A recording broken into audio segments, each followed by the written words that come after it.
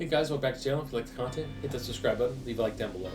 I've restarted this video like 10 times because I keep losing my train of thought. So let's see if I can get it this time. Let's see if you even see this video. Anyway, so I wanted to talk about how the story may be in Dragon Ball Sparking Zero.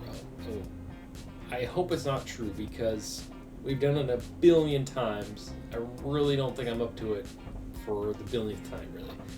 So and what am I talking about? I'm talking about the story where we start with the Saiyan Saga. So in Dragon Ball Z, you start with Goku, Gohan, Raditz takes him, and then you do that whole story arc all the way through Vegeta, right? Big fight with Vegeta, and then you go to Namek, and they have the Frieza Saga. Then you go to the Android Saga, then you go to Cell Saga and Buu Saga, but you have to play them in chronological order. So that pool of characters you have when you first get the game are all the super low level weak characters, or weak versions of characters. What I want to do is I want to be able to load up the game, pick, let's say, the new Broly right away. I don't have to unlock him. I just want to play as Broly and be able to power up to his ultimate form.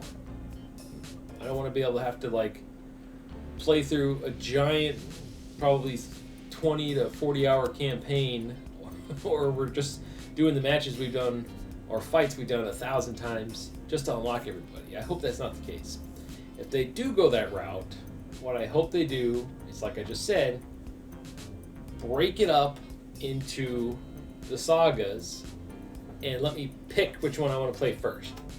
So let's say I want to skip all the way to Dragon Ball Super and start with the Super Saga, right? I forget how that's all segmented because I've only watched that once. I've watched Dragon Ball Z like 100 times because that was like one of my first animes growing up. So however that's broken up, the Super Saga, so I can unlock everybody. Broly, Super Saiyan God Goku, Super Saiyan God Vegeta, all that stuff.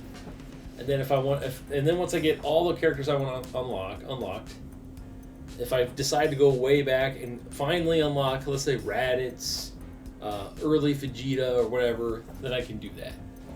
But I just hope they don't lock you in to that, because then you're going to get to a position where when you go to play online, people are going to have the most powerful characters unlocked.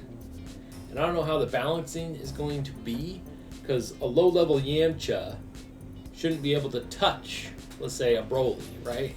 Shouldn't be able to do anything to Broly, but it's a fighting game, and you bet your butt that they're going to make it to where Yamcha can beat Broly, because it's a fighting game, it's a video game, and they're trying to make everything match out. I mean, everybody should just beat Yamcha in one punch. Like, if you pick Yamcha and you get hit, you should just automatically lose the match and just be like dead, like in that funny meme that they do. But yeah, so if they go the route of telling the same story, that's how I hope they do it. There's other ways I hope they do it, and I think they did this in some other games. In the original Budokai, for I think it was GameCube, PS2, it had like what if scenarios. And one of my favorite ones, and they stopped doing this after this game, and I don't know why. One of my favorite ones that's super fresh in my memory because it was so funny to me, is there's a scene where Cell is trying to absorb Android 18, so we become perfect Cell, right? And Krillin shoves her out of the way, and he accidentally absorbs Krillin, and he turns into a little tiny orange version of Cell, and he's really weak. And then after that, he wakes up out of his nightmare, and he's like, oh, that was weird. Right? Because he's waiting for the Cell games to start, and he was just taking a nap. I love stuff like that. I hope we get more of that in this game. So, how I would like them to approach this in this game is come up with an original storyline, an original saga, if you will. I mean, you could have all the old sagas in there if you want, but I think it'd be really cool if they did like the One Piece games and they decided to put an original villain in this game. It has nothing to do with time travel or anything like that, because if they do that, then they're kind of just copying Xenoverse, right? Because Xenoverse has a lock on on the time traveling scenario. I mean, there's a whole other realm in Dragon Ball that they barely touched on, and I think you know what I'm talking about here. And I think it'd be cool if they just used characters from there. the Demon Realm, right? They haven't done that at all in Dragon Ball. They did it a little bit in the first Xenoverse. You got a little tiny peek of that realm, but in this, in like most games, not even in the anime, they've barely touched on it. So why not use it for this? I mean, I think they were going to save it for Xenoverse 3 because there was a rumor going around about that. But they don't even have to use that. They could just come up with an original character, kind of like that fighting game did, made by the BlazBlue developers. For some reason, the name is escaping me right now. Dragon Ball FighterZ. That's it. They can come up with an original enemy and just have a story arc like that.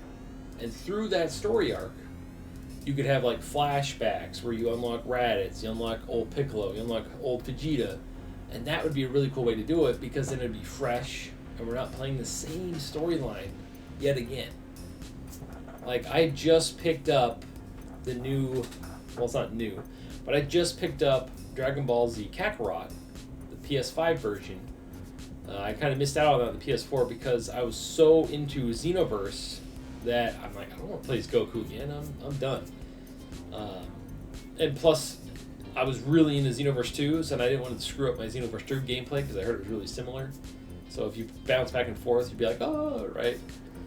Anyway, so I started playing that finally. And I'm like, wow, this is really good. This is like almost a Superman game, right? Like how you would envision a Superman game being. You can fly around the map. You have the open world. You can play as Piccolo. You can play as Kakarot. That's about how far I am. I'm right before you fight Raditz. I mean, I can't believe I didn't buy this game before, but I wasn't in the mood to play through the story again.